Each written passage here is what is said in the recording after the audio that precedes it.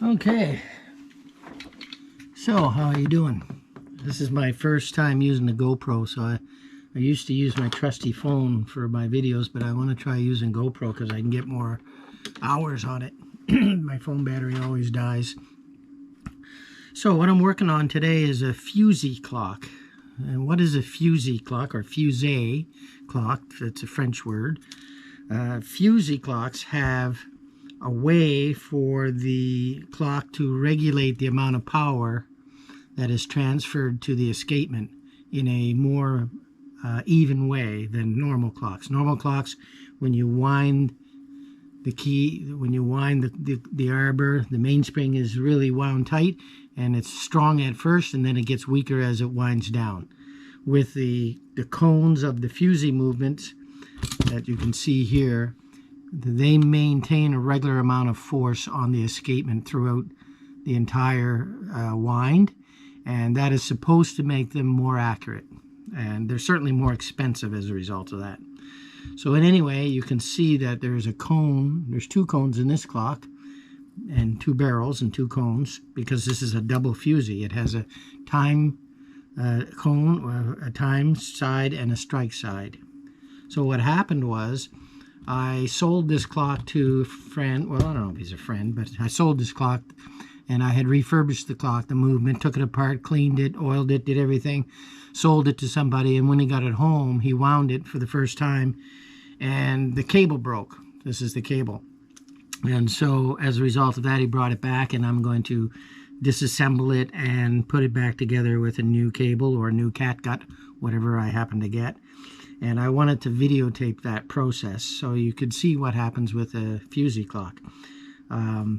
So the important thing to remember on these Fusees is that even though the time is let down, or the strike is let down, there's still residual power on the barrel.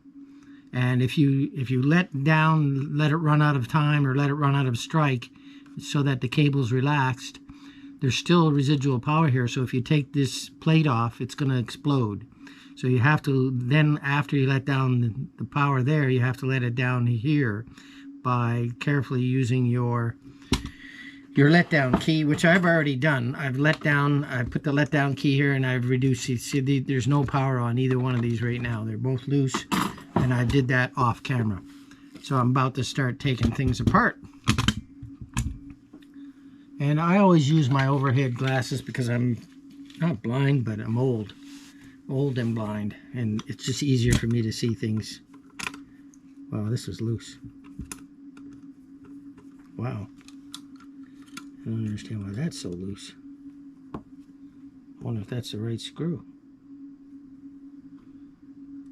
So when I take this off, nothing's going to go flying or spinning because of the fact that there was no power on the clock.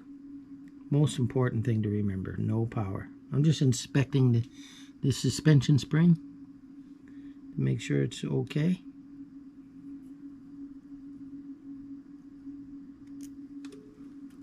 We take that off. We remove the pallets. It's kind of a puzzle to get it out of there. Those are the pallets. And I cleaned them up last time, so they should be still pretty good. Oh, well, they're not great.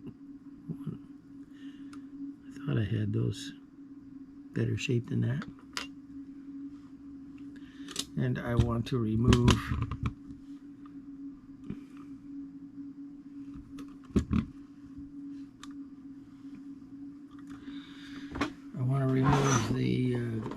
the hammer. And I believe there's just a screw on the end. It removes the hammer.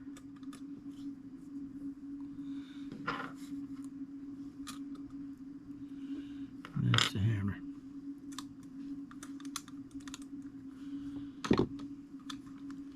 Now that allows me to lay the clock down.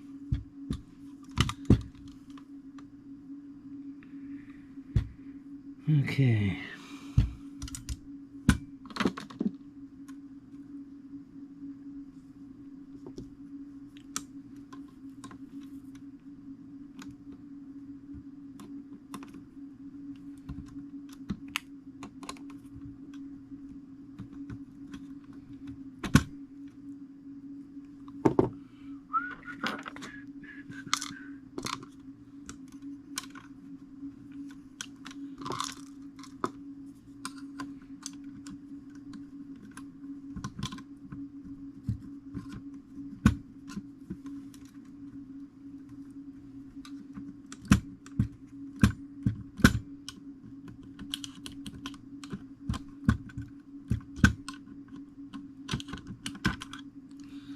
Sometimes they need a little assistance.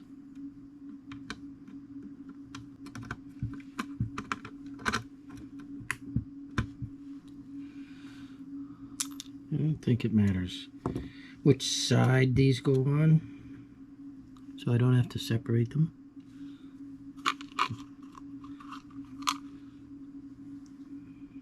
This is the strike side. It has a 4 on the back, but so does this.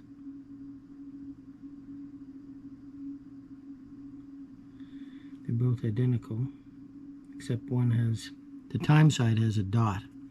So I'll remember that the time side has a dot. I'll put it back on the same side. Don't know if it matters. I really don't know if it matters. Now, I can leave most of this stuff on here, but I do have to remove that. And I do have to remove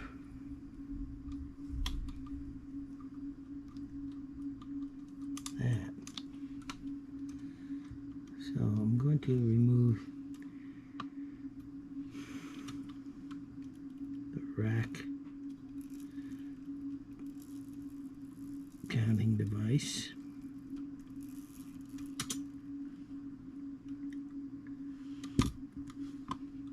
But I'm just looking to see what has to be removed. I don't see a lot that has to be removed.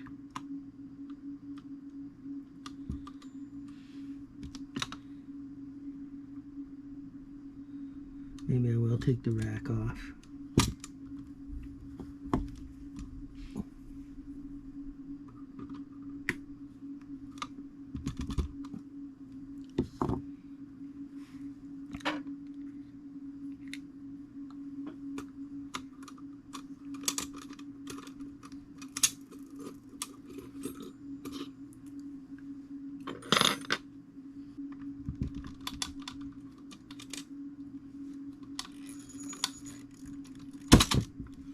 That was sticky. Wow.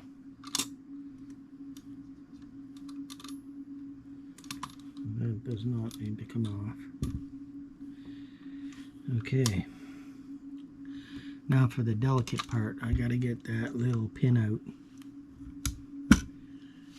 And this requires for a little bit of delicate work. Oh, I broke it already. I broke it already. It didn't take long. Hope I got a pin that small.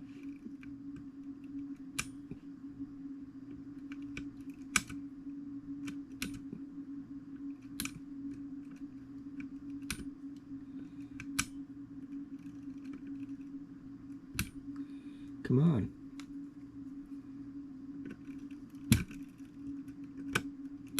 Come on out. It won't come out.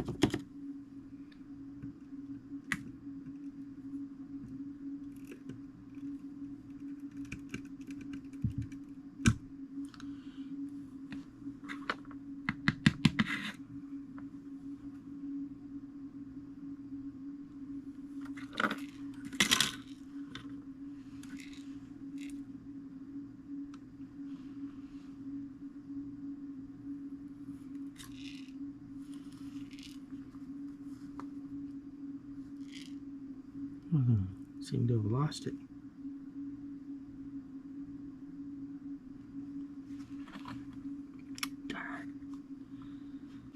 A future problem to be solved. Okay, should be able to take the plates off now. Damn, I thought that stuck in there. Thought it was magnetized.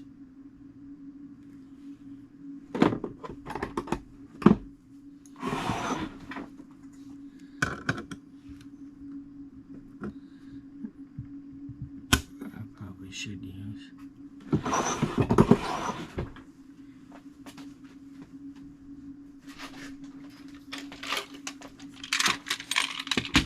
Probably should use that.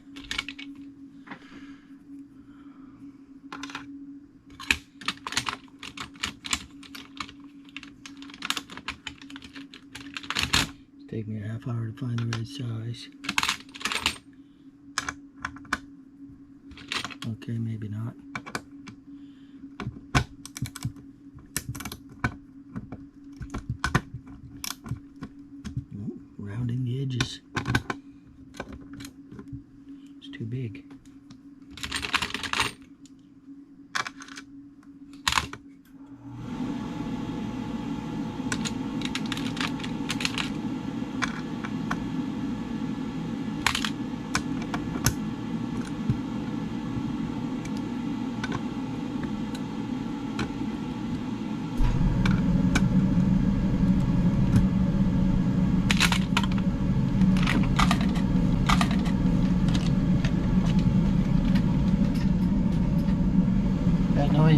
background is my furnace.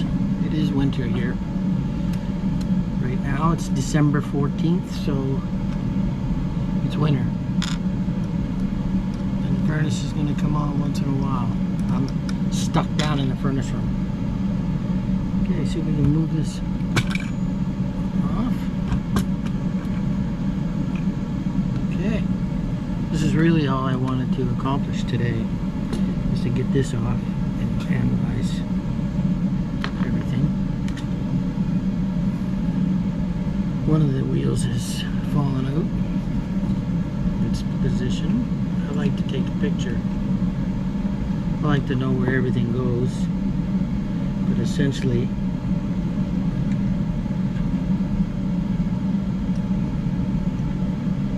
it goes in there. Like so. So that's how this whole thing looks.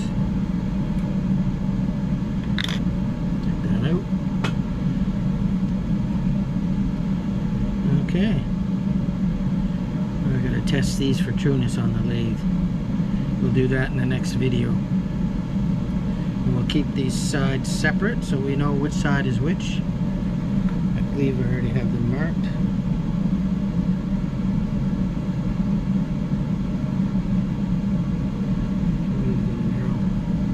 Alright, that's all we'll do today.